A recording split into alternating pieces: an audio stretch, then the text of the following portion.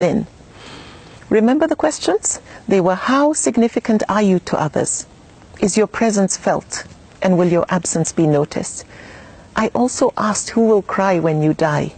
And what will you be remembered for long after you are gone? I also said that as good as going to the mosque, fasting, going for umrah, attending Islamic functions are, they are so far, far from sufficient if nothing good comes out of us from it. However, let me ask you a few questions. Are you the one who, when people have a problem, they think of you? Are you the one whom, when people want advice, they come to you because of your wisdom? Are you the one who, when people want to settle a dispute, they come to you because of your sense of justice? When people are hurt and they need comfort, they come to you. Maybe they are grieving or they've gone through a divorce. Are you the one who mobilizes your friends so that you can handle the medical bill of somebody who cannot afford it?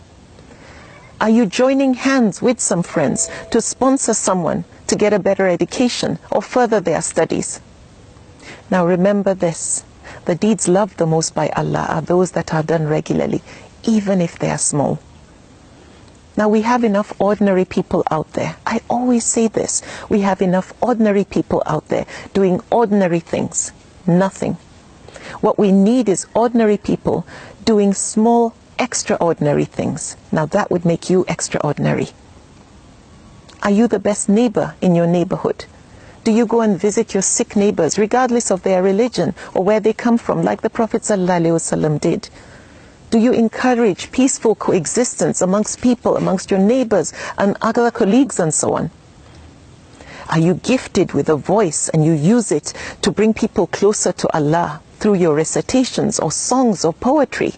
Or do you share your knowledge and wisdom through lectures with people with humility? Or do you organize events where people can come and learn and grow? Or do you volunteer to help at events, functions, Islamic functions and so on, or at your local mosque or community center? Now, I was inspired when I traveled recently to give a lecture by a dynamic lady who had established what's called a street kitchen, where she feeds so many people without charging them a dime. And those people are both Muslims and non-Muslims. What I discovered from what she shared with me is that she had gone through a terrible divorce and was going through depression, and then she decided to do this. And the distraction has brought her so much fulfillment. To get away from the hurt, she turned her hurt into healing. And most importantly, she's being significant. There's no reward for being useful to others other than peace of mind and contentment. And the deeds loved the most by Allah are those done regularly, however small. Everything I've mentioned are small, small deeds. And don't forget, we have enough ordinary people out there doing absolutely nothing. We need ordinary people doing small, significant things.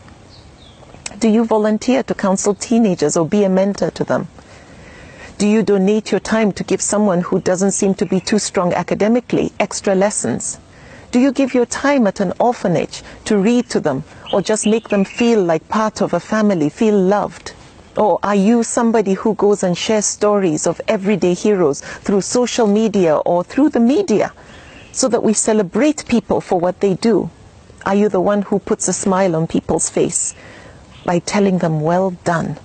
That is being significant. Are you a ray of sunshine for people because of your positive nature? You're optimistic. Or are you the one who silently likes to help?